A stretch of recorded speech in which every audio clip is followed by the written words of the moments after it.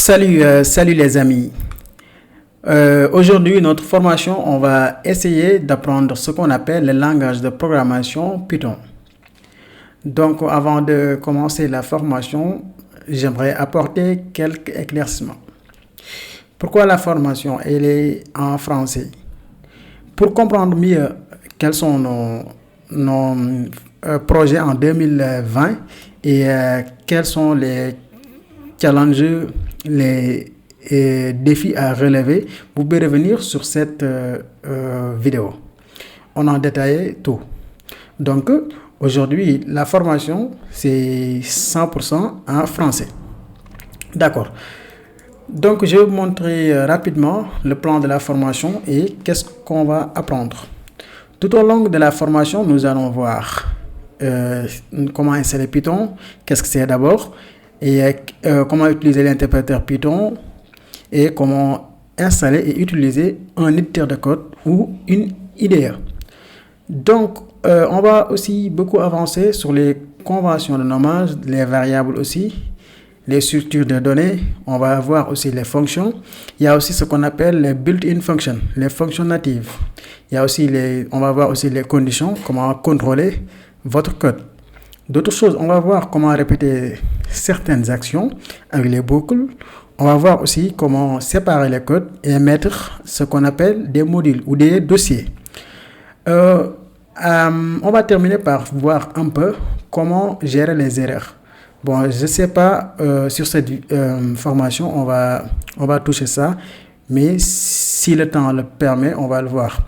Donc, la formation, c'est une longue formation.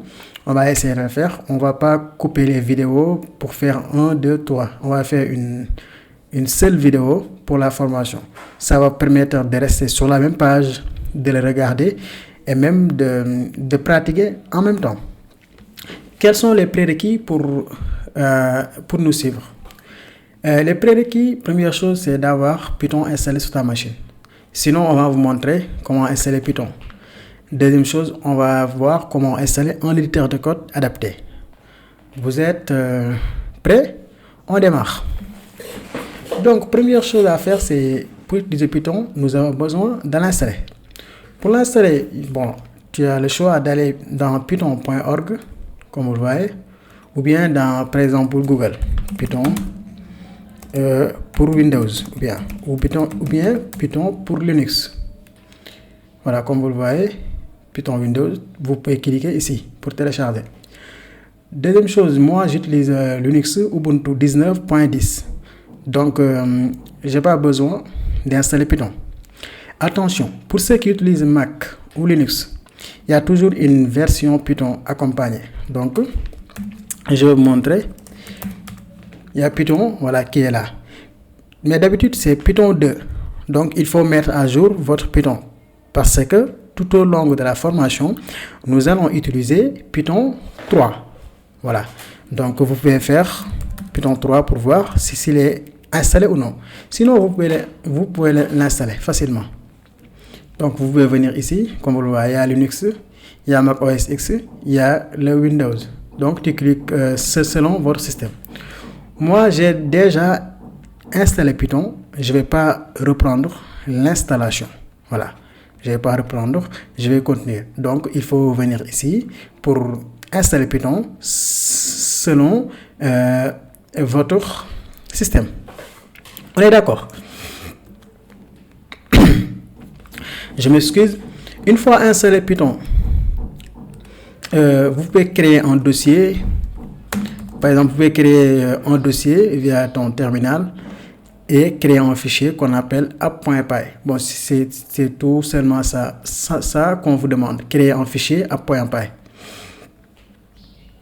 Donc, l'installation s'est bien passée. Pour tester notre installation, nous pouvons faire, par exemple, Python-6 deux fois, version, comme vous le voyez. Si vous avez cette version, c'est bon. Sinon, 3.6, 3.8, etc. Mais, s'il vous plaît, n'utilise pas Python 2.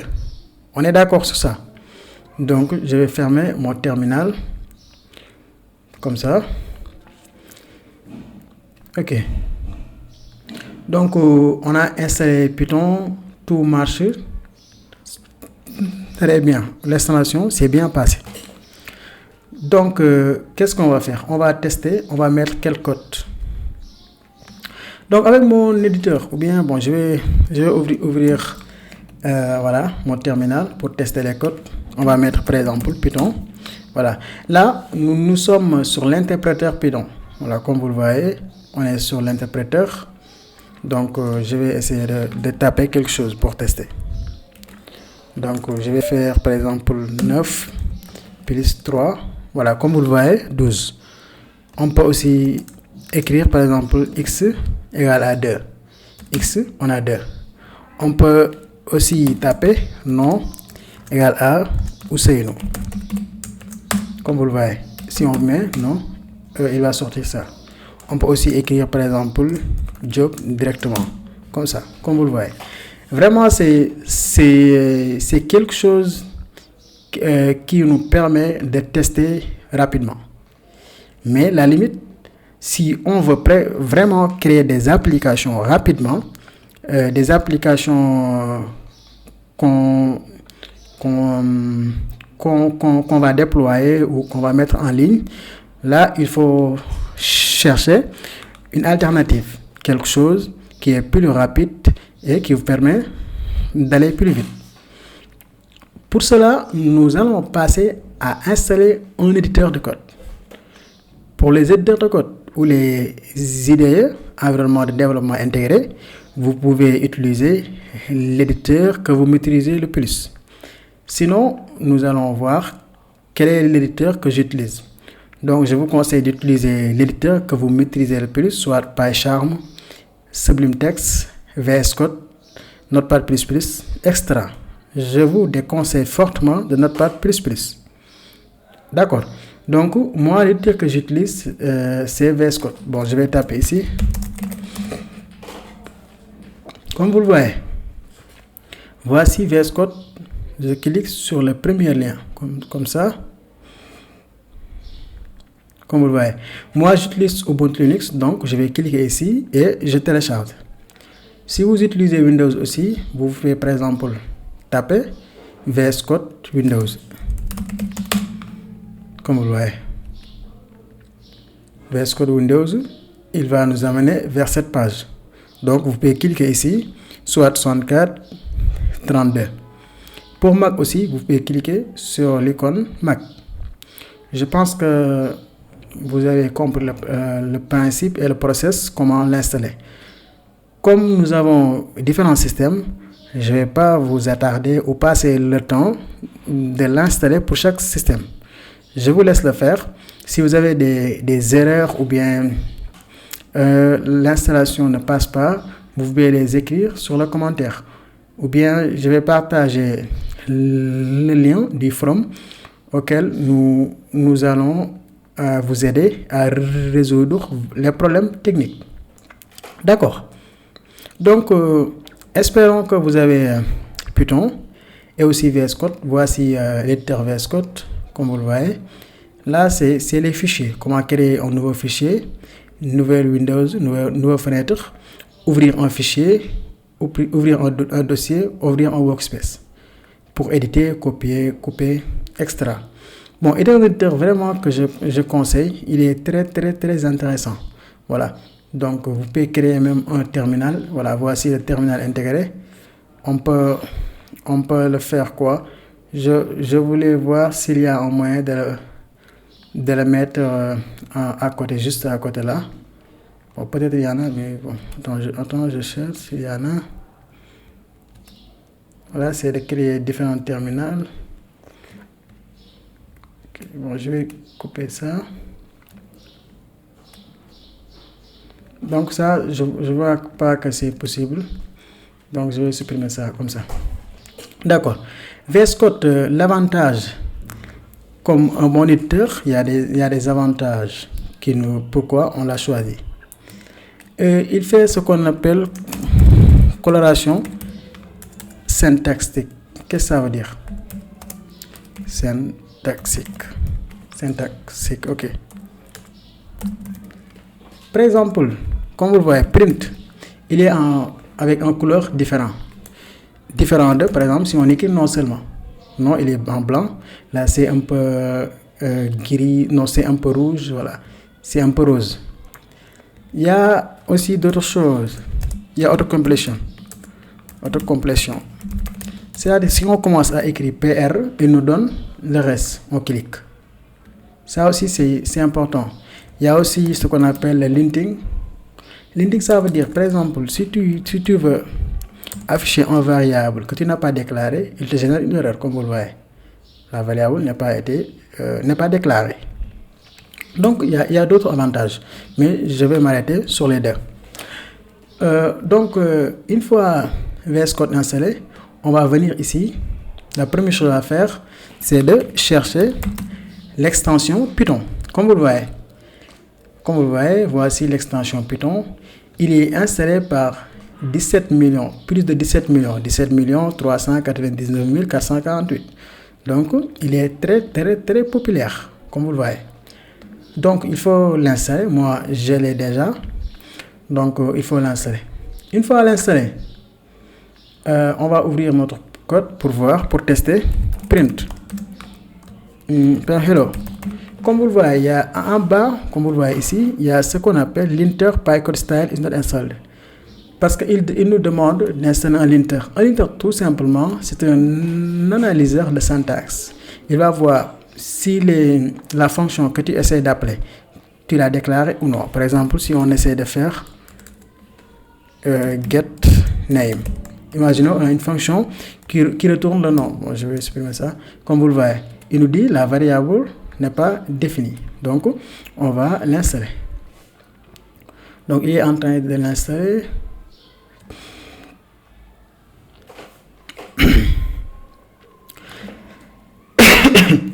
Voilà. Comme vous le voyez, l'installation s'est bien passée. Par exemple, si on fait x égale à 10, print x, donc il est installé. Mais il y a d'autres choses. Le formatage, par exemple, imaginons on écrit un code comme ça, x en haut et y en bas comme ça. Ça c'est bon, ça va marcher. Voilà, mais il y a trop d'espace. Donc, si on enregistre, on a aussi un autre message ici en bas qui est AutoPrep8. C'est un formateur. Il nous permet de bien formater notre code. Bon, je vais vous expliquer un peu en théorie. C'est un style guide. Par exemple, c'est un guide. Quand vous codez en Python, vous devez coder comme ça. Voilà, comme vous le voyez. Donc, il faut revenir ici pour voir pourquoi le style guide. Vous pouvez lire ici les nombres, indentations, espaces, les variables, etc. C'est très, très, très important. Surtout si vous êtes un développeur Python confirmé. Donc, je vais l'installer.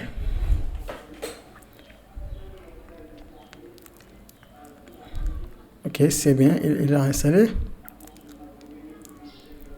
Ok. Je ferme. J'enregistre, comme vous le voyez. Voilà. Il y avait trop d'espace. Il a enlevé tous les espaces. Donc, vous avez Python. Vous avez VS Code. Donc, vous êtes prêt à coder avec nous. Donc, la première chose à voir, c'est les conventions de nommage. Par exemple, comment nommer une variable ou une fonction ou une classe en Python. Bon, je vais mettre quelque chose comme ça. Après, je vais expliquer. Ok, je vais mettre quelque chose comme ça. Voilà. Là, c'est ce qu'on appelle les conventions de nommage. Comment nommer une variable. Première chose, c'est variable. Pour nommer une variable en Python, ça doit commencer toujours par minuscule. Voilà, toujours par minuscule. Ça doit commencer toujours par minuscule. Voilà, une variable doit commencer toujours par minuscule. Et aussi une fonction, la même chose. Comme vous le voyez, une fonction variable doit toujours commencer par minuscule. Mais si vous avez deux mots, par exemple, vous avez par exemple une variable, non, c'est normal, on a commencé par minuscule. Mais demain, si on a par exemple mon nom, donc qu'est-ce qu'on va faire? On va ajouter un underscore. Au lieu de faire mon nom comme ça. Python n'a pas la bonne syntaxe en Python. Voilà, même s'il y a beaucoup de langages de programmation qui font ça. Mais en Python, on ne va jamais faire ça, même si ça marche. Voilà. Il faut respecter ça, quoi. On va faire quelque chose comme ça. Variable aussi. Minuscule. Bon, on a mis aussi underscore. Underscore, c'est ça. Voilà. Si vous avez, par exemple, variable ne doit pas commencer par comment on appelle, numéro ou nombre. Elle doit toujours commencer par des chaînes de caractères comme ça ou par string. Ok, c'est bon. Bon, on va revenir sur les variables. Deuxième chose, la classe. Une classe doit toujours commencer par majuscule, comme ça. On doit, par exemple, si vous avez classe étudiant, comme vous le voyez, voilà, il faut toujours commencer par ça.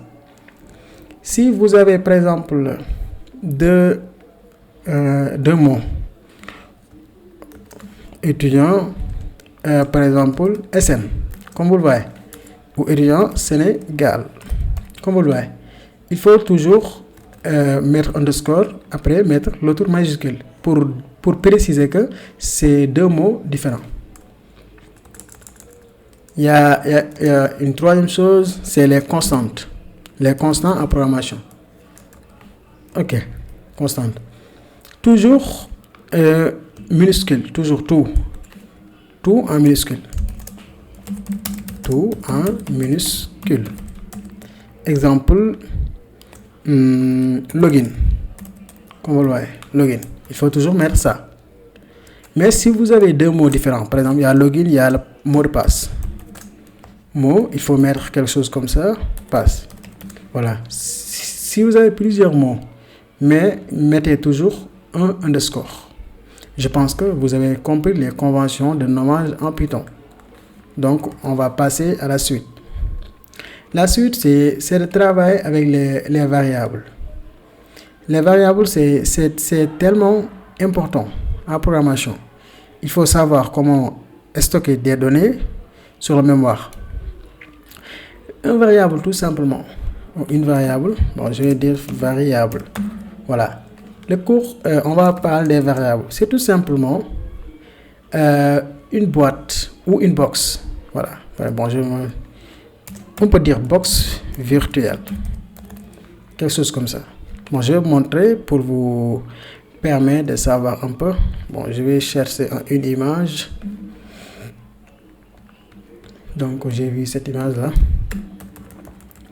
Voilà. C'est une box contenant une valeur qu'on appelle 42. Par exemple, imaginons on a 42 t-shirts ou 42 bics sur la box. Donc, au lieu de mettre 42, on peut référencer par X. On dit, bon, la référence de cette box égale à X. Donc, si quelqu'un, demain, il vient et qu'est-ce qu'il doit demander? Et je cherche la box X. Voilà, on lui dit à la box X et elle contient 42 t-shirts, comme vous le voyez. Donc, il stocke les données temporairement sur la mémoire. Donc, vous avez un peu compris.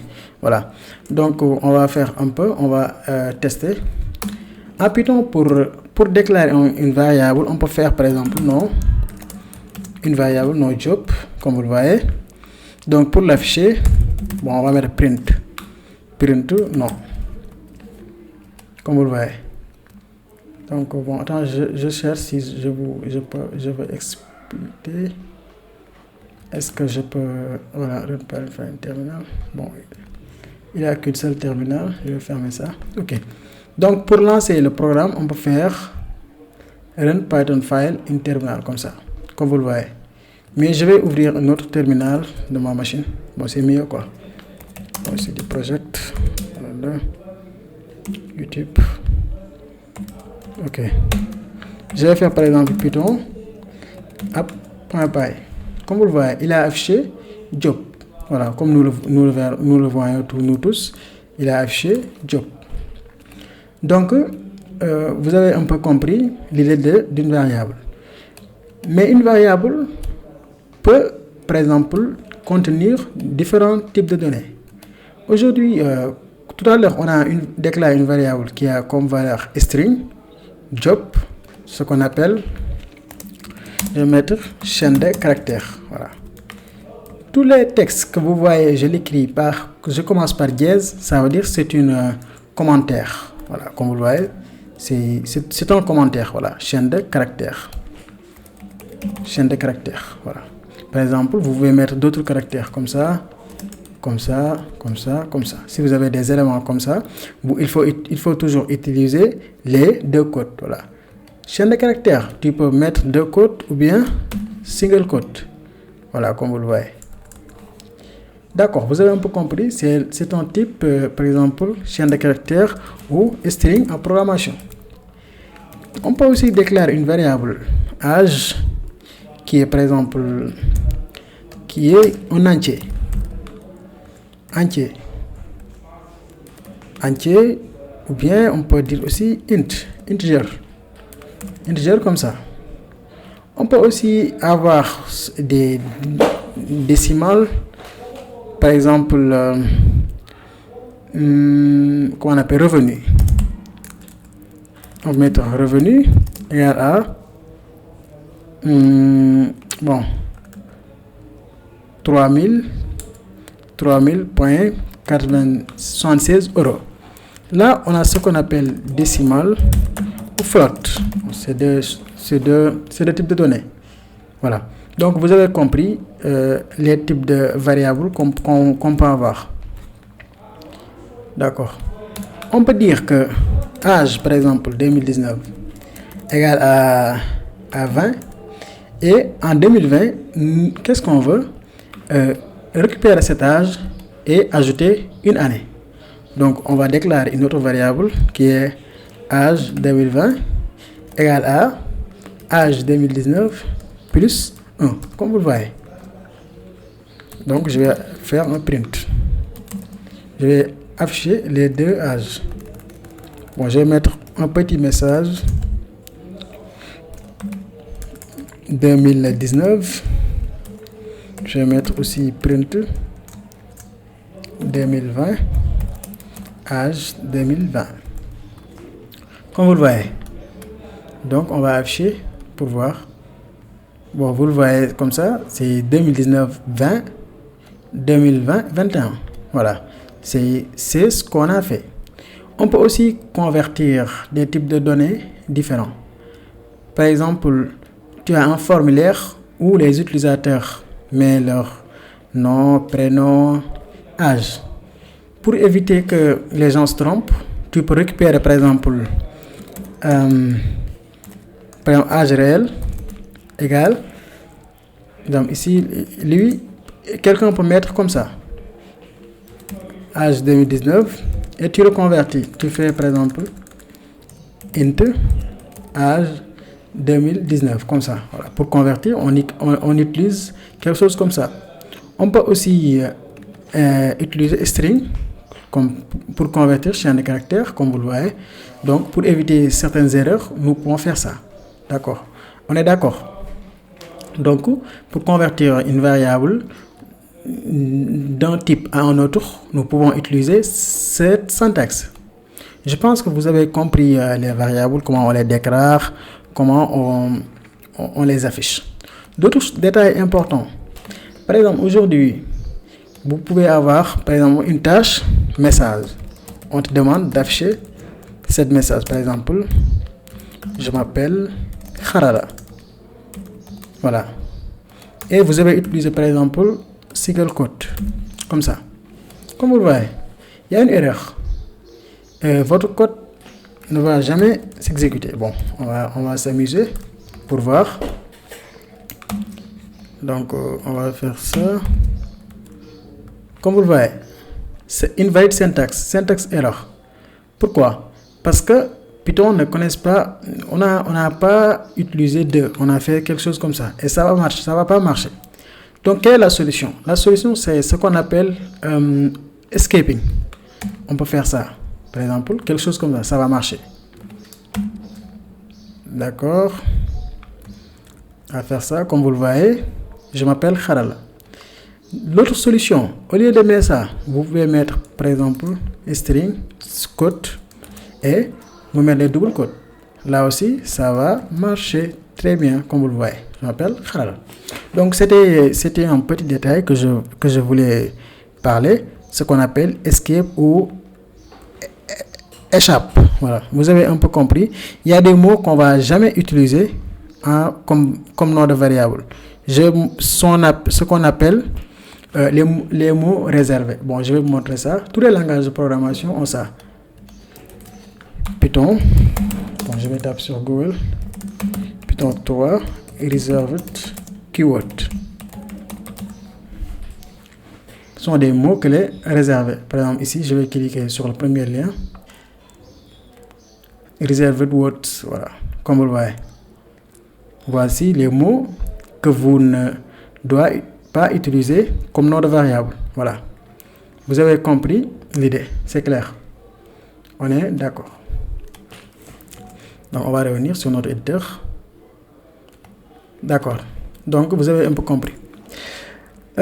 Après les variables, comme vous le voyez, les variables, c'est seulement une seule box qui doit contenir une seule valeur. Voilà. Bon, mais ça n'avance pas beaucoup. Donc, qu'est-ce qu'on veut? Une variable qui nous permet d'ajouter plusieurs éléments. Par exemple, une box où on a un téléphone portable, une chemise, des t-shirts. Pour faire ça, il y a ce qu'on appelle les structures de données. Pour les structures de données, ce qu'on va exploiter, le premier, c'est les listes. Listes, il y a certains qui disent array ou tableau. OK. Liste, c'est ce genre de variable qui peut contenir plusieurs valeurs. Bon, pour déclarer une liste, on peut faire par exemple ma liste. Et voilà, on a une liste vide. Donc, si on fait print type, la fonction type nous permet de savoir le type de données. Bon, on va mettre ma liste pour savoir c'est quel type. Donc, on va afficher run Python file in terminal. Comme vous le voyez en bas là, il y a class list. Il y a aussi l'extension code runner ici qui veut exécuter votre code comme vous le voyez. Donc ça c'est important. Donc vous avez compris liste, qu'est-ce que c'est, comment ça fonctionne. Donc comment ajouter un élément ou une valeur à une liste. Donc ok. Pour ajouter une valeur, nous avons deux choix. Premier choix, on peut mettre par exemple ici 2, 5, job, feuille extra, 9. Comme vous le voyez, on peut faire ça. Et si on affiche print ma liste, je vais exécuter ici. Comme vous le voyez, 2, 5, job, feuille, 9. C'est bon, ça marche. D'autres choses, pour ajouter un élément aussi, on peut mettre, je vais mettre vide, comme ça. Et on va faire ma liste, point append. Append, c'est une fonction qui ajoute un élément à la dernière place. Bon, je vais mettre 89. Donc, si on affiche, comme vous le voyez, il a affiché 89. Vous avez un peu compris le principe, comment ajouter un élément à une liste. D'accord. Deuxième chose, comment afficher un élément? Pour afficher, par exemple, une valeur. Sur liste, comme dans la programmation, on commence toujours par 0. Voilà. Le premier élément, il a un index, ou il a l'index 0. Donc, si nous voulons afficher le premier élément, nous devons mettre, par exemple, 0. Bon, je vais vous montrer ça là. Comme vous le voyez, il a affiché 2. Pourquoi? Parce que 2, il est premier à la liste. Donc, mais on a 1. Si on compte les éléments, 2, 3, 4, 5. Mais si on veut afficher un élément précis, il faut mettre l'index. Vous avez un peu compris l'idée. D'accord. OK. Donc, on a affiché. Pour supprimer un élément, qu'est-ce qu'on fait? On peut faire, par exemple, del. On peut utiliser del. Ma liste. Et on donne l'index. Par exemple, 1. 5. Nous voulons afficher, nous voulons supprimer 5. Donc, on va voir s'il va le supprimer ou non. Comme vous le voyez, il a supprimé le 5. Voilà. Donc, vous avez un peu compris. On peut aussi utiliser d'autres méthodes.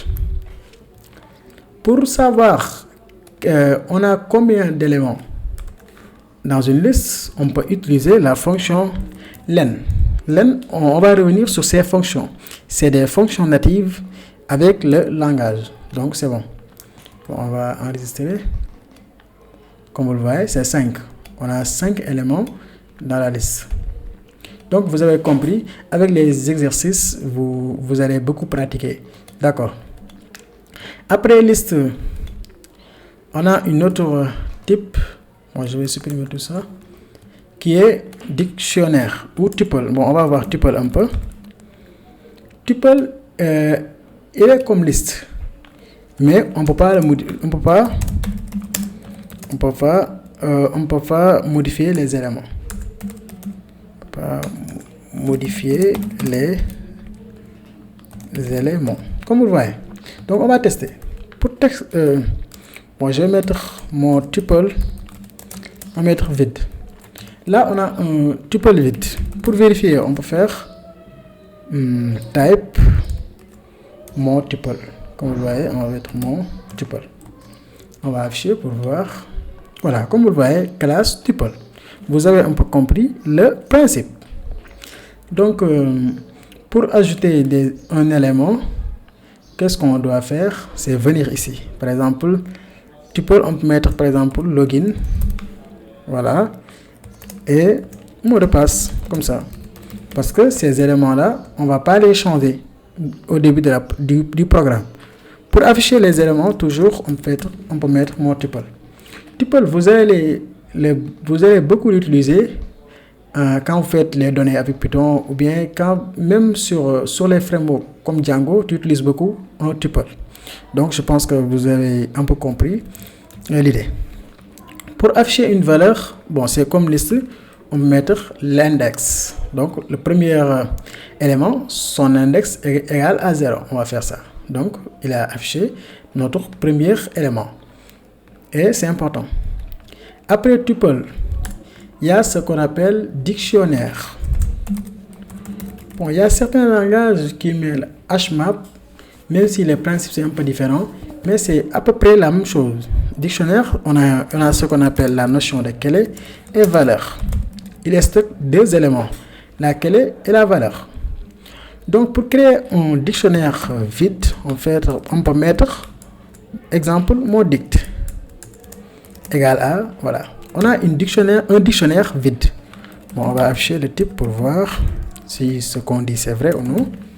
La machine va nous corriger. D'accord. Donc, run classe dict, c'est un dictionnaire. Ok. Donc, pour ajouter des éléments, on peut mettre par exemple mot dict et on met par exemple nom égal à job à khalala. Mot dict prénom égal à académie. Comme vous le voyez, on a ajouté une clé. Comme vous le voyez, la clé est là et la valeur c'est khalala. Donc on va afficher la liste pour voir. Non, le dictionnaire, autant pour moi, je m'excuse. Mon dict, comme vous le voyez, bon, je vais afficher. Comme vous voyez, on a un nom, khalala, prénom, académie. Je pense que vous avez un peu compris le principe. On peut aussi ajouter des éléments comme ça. Je vais vous montrer. Il y a mon dict. La clé, c'est toujours un champ de caractères. Comme vous le voyez. Académie. Oh, non. Prénom. Académie. Tu peux mettre aussi d'autres, par exemple, revenus. Tu peux mettre, par exemple, bon, ce que vous voulez. Hein. Par exemple, 3000 €, 118 par mois. D'accord, vous avez un peu compris le principe. Vous pouvez aussi faire quelque chose comme ça pour aider à la lisibilité. Vous pouvez mettre quelque chose comme ça. J'aime beaucoup encore très lisible. Comme ça, vous pouvez mettre quelque chose comme ça. Voilà, pour question de lisibilité. Ça, c'est plus clean. Voilà. Donc, on va afficher pour voir. Comme vous voyez, No Harala, prénom académie, revenu 3078 € par mois. Donc, on a un peu compris. Comment récupérer une clé dans une liste? Pour ça, on va appeler la méthode get, la clé. C'est par exemple si on a la clé revenu, comme vous le voyez, return the value for key if key in the dictionary. Il retourne la clé si la clé elle est présente dans le dictionnaire. Sinon, il récupère la valeur par défaut. Donc, on va mettre revenu. Valeur par défaut, on va mettre par exemple 3278. S'il trouve le revenu, il va l'afficher. Sinon, il met 3278. Donc, on va faire ça. Donc, c'est 3000 parce qu'il l'a trouvé. On va supprimer cette clé et afficher encore une fois. Comme vous le voyez, il n'a pas trouvé cette clé. Pourquoi? Il a affiché la valeur par défaut qui est 3200.78. Je pense que vous avez beaucoup compris les listes, les dictionnaires. Ok. Donc, vous avez compris les dictionnaires, comment ça fonctionne. Nous allons apprendre d'autres choses qui sont les fonctions. Voilà. Les fonctions, c'est important en programmation. Pour éviter de répéter les mêmes codes, par exemple, vous avez répété non agent, non, comment on appelle, non manager, non conducteur, extra. Tout ça, tu peux déclarer une variable getNo, par exemple. Je vais vous montrer. On a une entreprise, non agent, égale module, non chauffeur, égale à, bon, je vais écrire mon nom. Comme au Sénégal, il y a beaucoup de métiers où les gens pensent que c'est pas important. Bon, j'ai maintenant chauffeur et que non directeur. Bon, je vais mettre par exemple Elias, comme vous le voyez. Donc, on a 3 noms. À chaque fois, comme vous le voyez, on a non. Pour éviter ce genre de scénario, nous allons déclarer une fonction qu'on appelle getNo, c'est-à-dire récupérer nom. Voilà. Bon, on va retourner seulement un nom ici. Par exemple, Elias, comme ça. Donc, on a déclaré une fonction. En Python, pour déclarer une fonction, il faut toujours commencer par le mot-clé def, suivi du nom de la fonction. Comment on appelle bon, j'ai oublié un peu comment on appelle ça en français. Suivi de 2 points, entre parenthèses, voilà. C'est entre parenthèses. On a les 2 parenthèses. Ok. Donc, pour afficher le nom, on peut faire print getNo. Normalement, qu'est-ce qu'il va afficher? Elias, d'accord. Comme vous le voyez, built-in function. Pourquoi? Function getNo add, parce que c'est la référence de l'objet sur le mémoire. C'est un sujet un peu avancé. Après, on va y revenir si on fait le Python avancé. Donc, pour afficher la valeur, on fait ça, getNo. Donc, on a quoi? Elias. Mais cette fonction n'a pas encore répondu à notre question qui est afficher plusieurs noms, mais différents. Ok, par exemple, nom directeur, nom manager, nom agent, extra. Pour faire ça, on va ajouter ce qu'on appelle un argument. Ça, si vous voyez quelque chose comme ça, on appelle ça argument.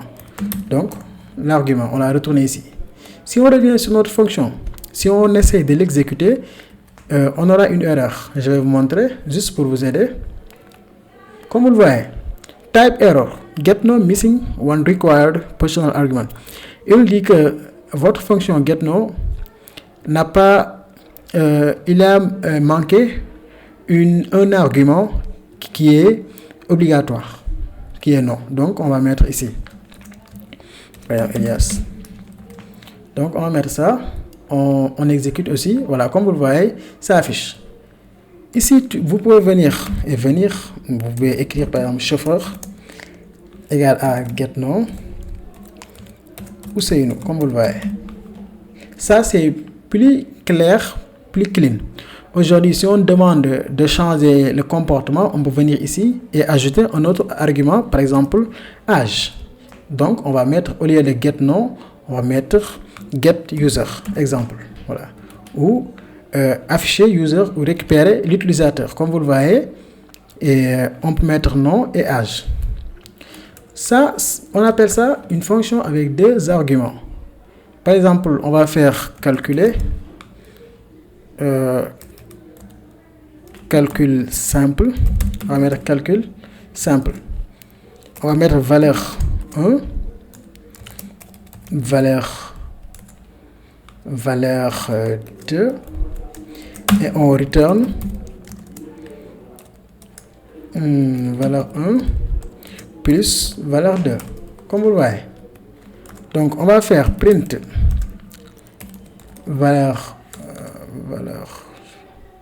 print calcul fonction, calcul simple. Donc valeur 1, on peut mettre 12, valeur 2, 3, comme vous le voyez. Donc si on affiche, qu'est-ce qu'on a? On a 15, parce que 12 plus 13 égale à 15.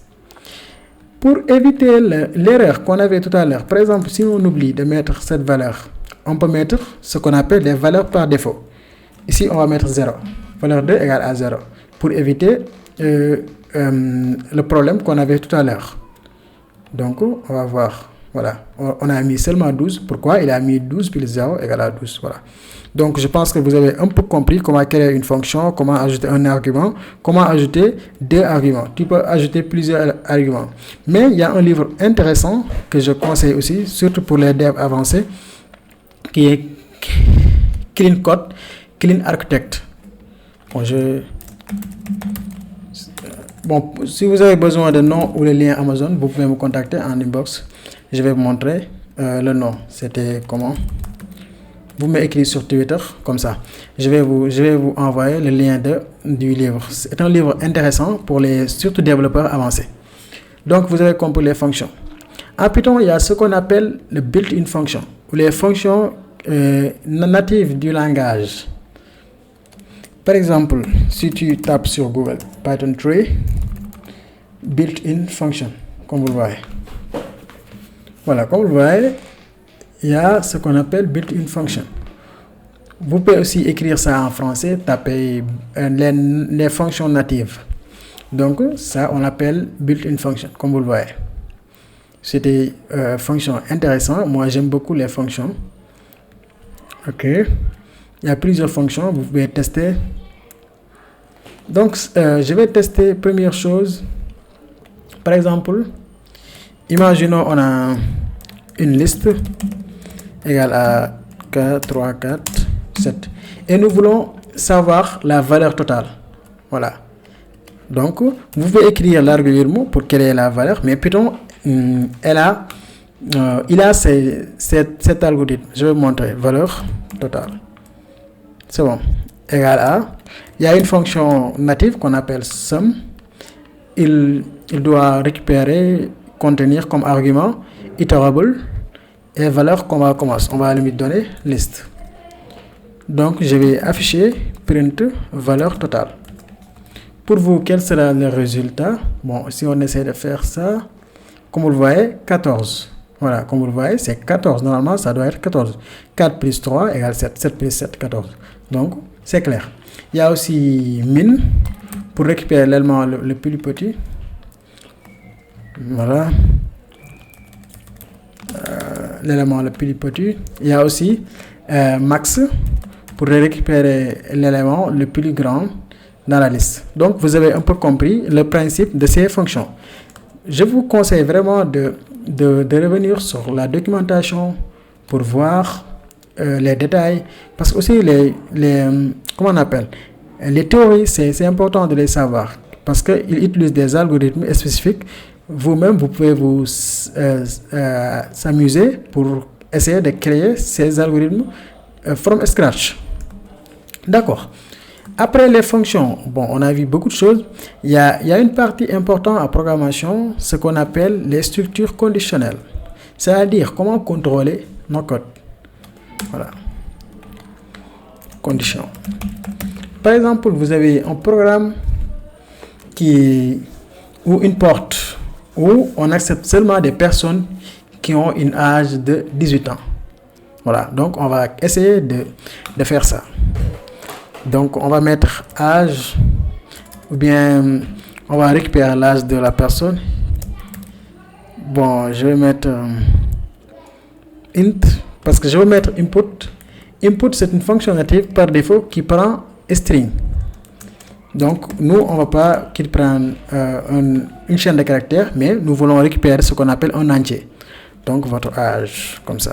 On va mettre quelque chose comme ça. Print. Bon, on va afficher seulement l'âge. Je vais vous montrer.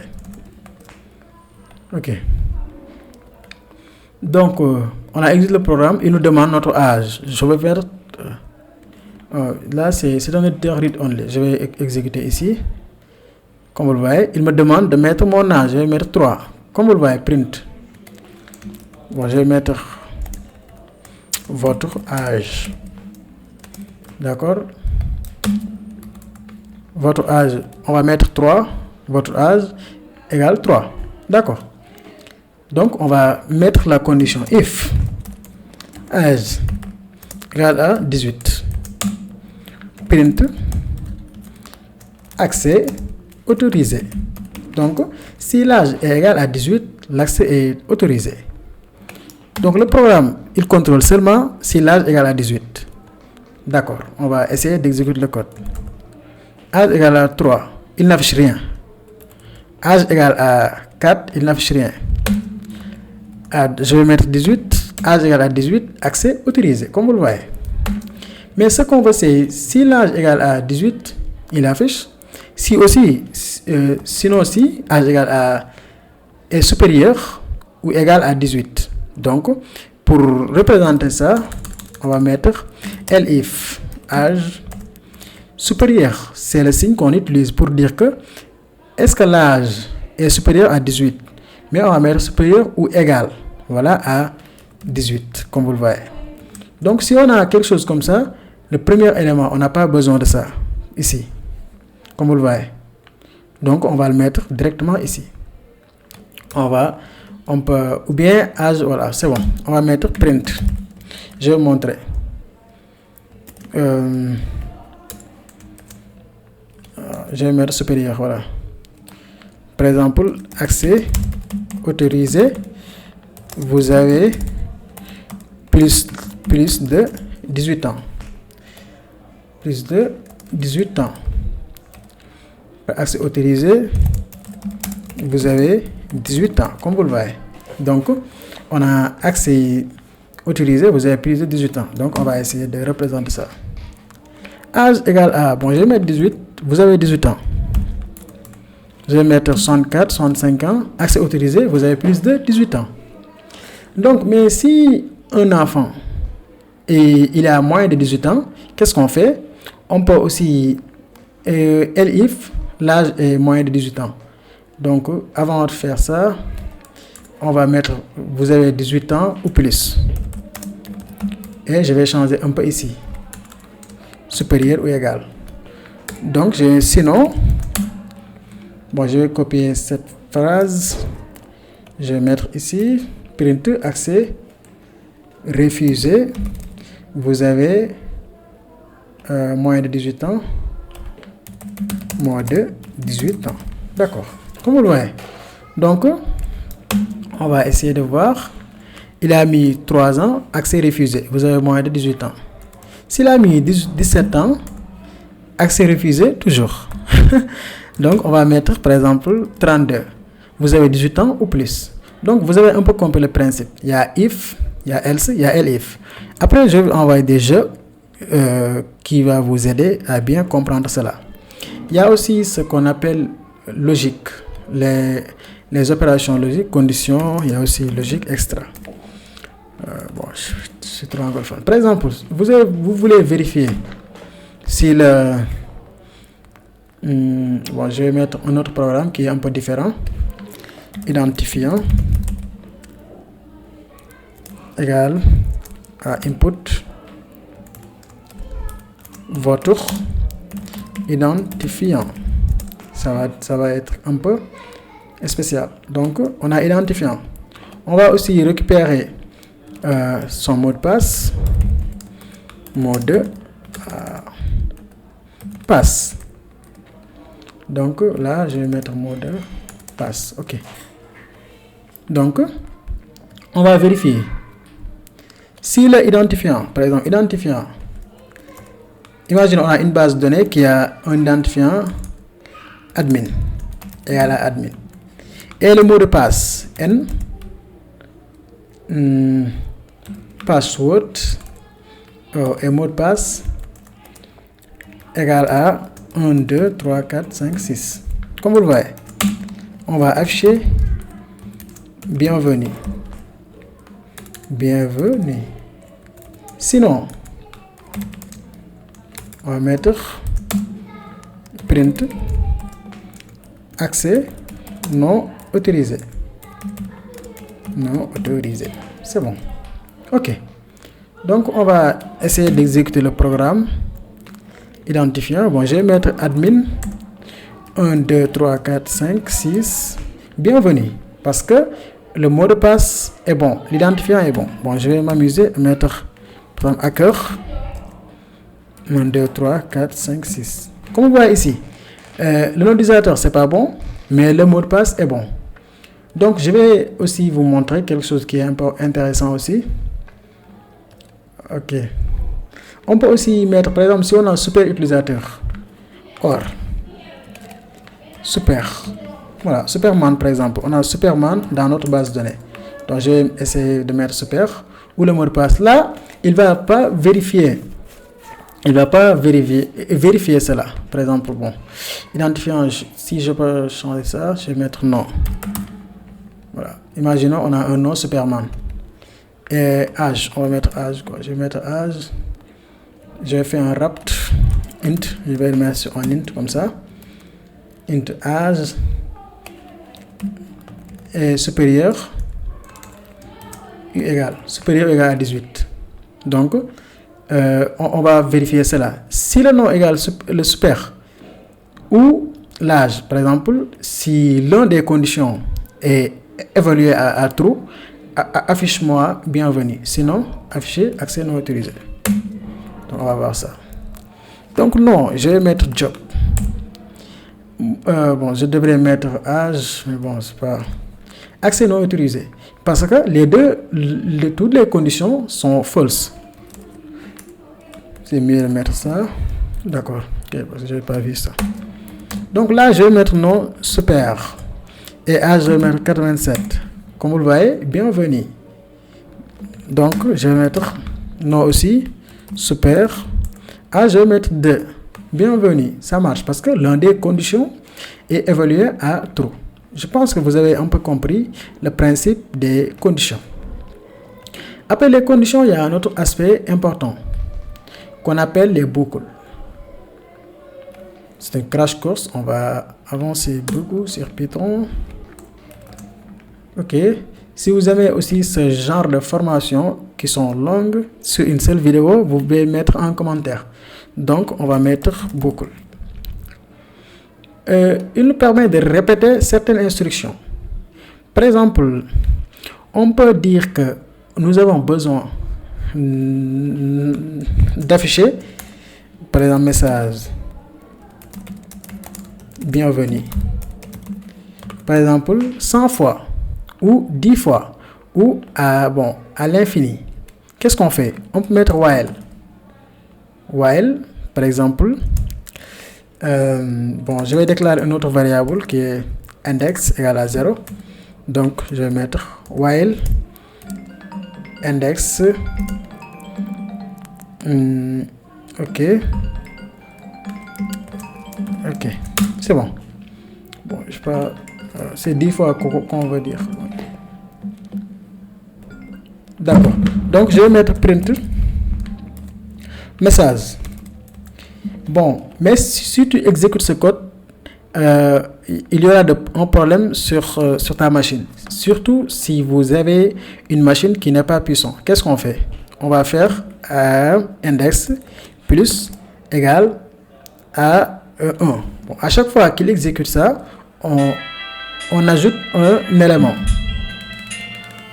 Donc, on va faire ça. Donc, je vais exécuter le code ici sur le terminal. Comme vous le voyez, il a écrit bienvenue plusieurs fois. Donc, on a répété ce message. Là, bon, ce que je vais vous donner comme exercice, c'est d'afficher les tables de multiplication.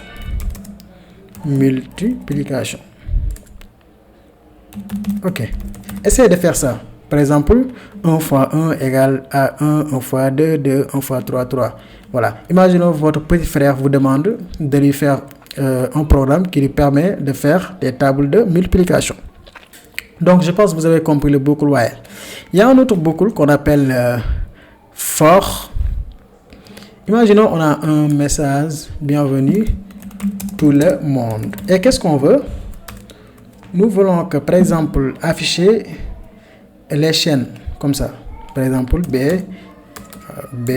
I, comme ça, extra. Bon, je vais mettre for lettre in message, comme vous le voyez. Print. Il va récupérer lettre par lettre. Donc, on va afficher cela. Je vais vous montrer.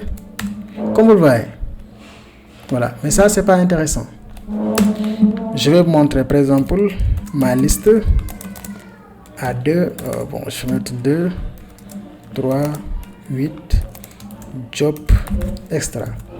Pour afficher chaque élément, on va mettre for élément in ma liste.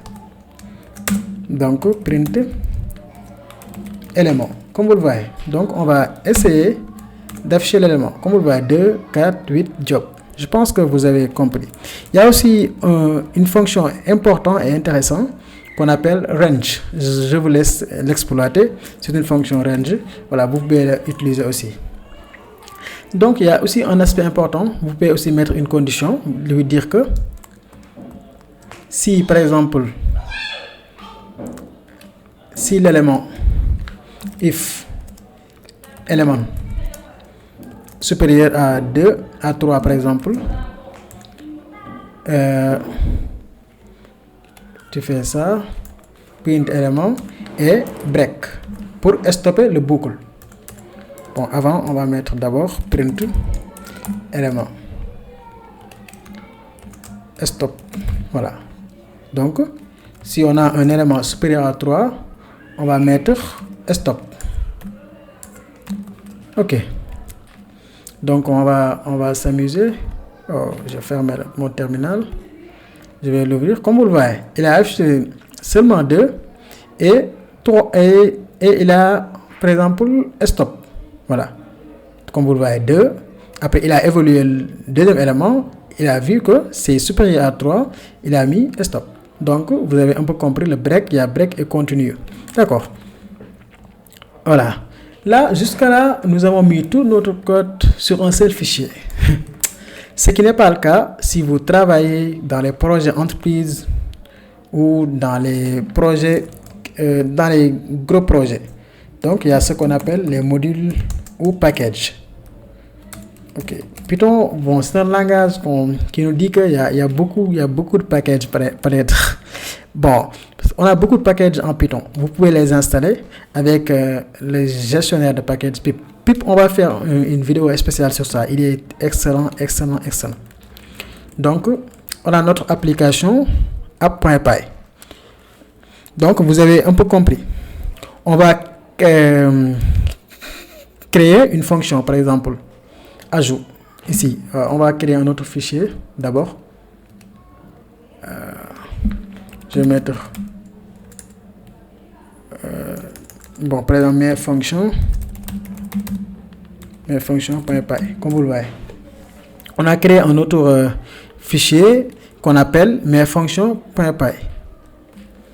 Donc là, je vais mettre mon première fonction qui est def ajout. Ajouter un élément, par exemple. Voilà, ajouter un élément A. Voilà. Donc, on va mettre return. Ok, l'élément qu'on va lui donner, par exemple, A plus 1. À chaque fois qu'il lui donne un élément, il ajoute 1 sur l'élément. D'accord. Comment faire pour utiliser ce code sur notre application? On peut faire ça simple. On va l'importer d'abord. Donc, pour importer un fichier, on va faire from. Il y a différents from mes fonctions, import, ajout. Voilà, comme vous le voyez. On peut aussi mettre import mes fonctions. Je vous déconseille vraiment de faire ça. Il y a aussi un autre problème. Souvent, je vois des gens faire comme ça, étoile, import all. Ça aussi, c'est pas bon. C'est une mauvaise pratique. Voilà, bon. Même si vous trouvez des devs avancés ou ces seniors le font. C'est une mauvaise pratique. Même si vous avez plusieurs éléments. Parce que tu veux faire import all. Et il y a des fonctions que tu ne vas pas utiliser. Ça va créer une erreur. Mais il y a des contextes où tu peux le faire. Par exemple, vous avez beaucoup de choses à importer. Et à chaque fois, il y a des changements sur le fichier mère. Donc, on va mettre, par exemple, print, ajout. Voilà. Si on appelle, il nous demande la valeur de, on va mettre 3, par exemple. Donc, on va exécuter ici. Au lieu d'exécuter ça, on va l'exécuter ici. C'est important, les modules. Comme vous le voyez, il a mis 4. Je pense que vous voyez très bien cela. 4. Parce qu'on lui dit que si on te donne un élément, ajoute 2. Ajoute 1. On va lui dire ajoute 2. Comme vous voyez, 5. Parce que 3 plus 2 égale à 5. Je pense que vous avez compris. Il y a aussi des modules, des packages de base. Bon, des packages importants. On va voir aussi ça. Vous pouvez aussi créer un dossier. Par exemple, créer un dossier ici. Je vais mettre créer un dossier. Bon, qu'est-ce que je mets?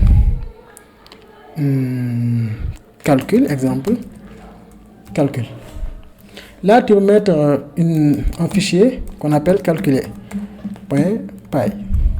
En Python, si vous avez créé un dossier, pour que Python sache que c'est une package, il faut mettre init.py, comme ça. Il faut mettre toujours cet constructeur. D'accord. Vous avez compris un peu. Donc, on va mettre notre première opération sera quoi?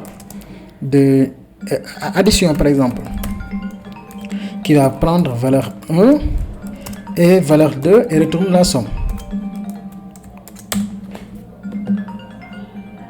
Donc, on va mettre return valeur 1 plus valeur 2, comme vous le voyez.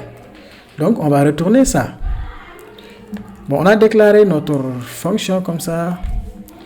On va mettre, par exemple, je vais mettre seulement 2, multiplication. Voilà, je vais faire multiplication comme ça, valeur 1, valeur 2, comme ça, comme vous le voyez.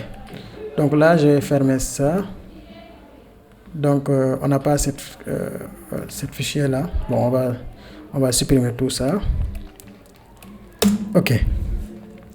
Donc, qu'est-ce qu'on fait pour importer? On peut importer, par exemple, le module au complet, calcul, comme vous le voyez. Mais on ne va pas faire ça. On va faire from calcul, point calculer. Bon, on va importer seulement les deux fonctions. On peut aussi importer all, comme vous le voyez. On va tester premièrement l'addition. Comme vous le voyez, il y a l'addition. Qu'est-ce qu'on va mettre? Valeur 1, valeur 2. 3 plus 2. Ok, bon, on va voir si la machine va répondre ou non. Donc, on va mettre quelque chose comme ça. Comme vous le voyez, il a mis 5. 3 plus 2 égale à 5. Mais je ne vais pas faire ça. On va importer seulement addition. Et on va aussi importer multiplication, comme ça. Bon, vous pouvez utiliser tous les deux. Soit vous importez all, ou vous importez chaque élément. Donc, on va mettre multiplication, print. Multiplication, 3, 2. Donc, 3 fois 2. Donc on va lancer notre script. Voilà, 5. 3 fois 2 égale à 6. La machine a raison. Là, c'est plus simple, c'est plus clean. Si vous avez par exemple une boutique en ligne, il y a une application, il y a aussi une partie où tu gères tout ce qui est commande, une partie où tu gères tout ce qui est les éléments. C'est aussi la question auquel les frameworks essaient d'y apporter une réponse. Donc, il est important de comprendre ça et de faire l'architecture depuis la base au lieu de se contenter des frameworks. D'accord. Bon, pour les frameworks aussi, j'ai un avis un peu différent. Donc, je pense que vous avez compris. Il y a aussi des fonctions de base ou des packages, par exemple. Il y a, random, comme ça. Si tu fais, par exemple, print random, comme ça. Le module random, point, comme vous le voyez. Vous pouvez, par exemple, choices extra. Bon, il y a aussi d'autres, par exemple, il y a import math, comme vous le voyez. Il y a des bibliothèques vraiment de base, des bibliothèques aussi importantes, comme vous le voyez. Tu peux lui demander ce que tu veux. Degree, comme vous le voyez. Pi, comme vous le voyez. Bon, on va essayer, on va s'amuser. Ok, comme vous le voyez, il nous a donné la valeur de pi. Donc, c'est important de savoir tout ça. Je pense que vous avez beaucoup compris et vous avez beaucoup appris sur ce cours. Donc, je vous donne rendez-vous sur une autre formation sur la Python avancée ou bien des formations sur le JavaScript, C#, Java, PHP. C'est à vous de décider. Vous pouvez mettre tout ce que vous voulez apprendre avec nous en commentaire. Je vous remercie. C'était une formation accélérée en Python. Aujourd'hui, vous avez compris les bases de Python. Vous pouvez faire beaucoup de choses avec Python. Je vous remercie. Merci encore une fois. Je vous donne rendez-vous prochainement pour une autre formation. Merci.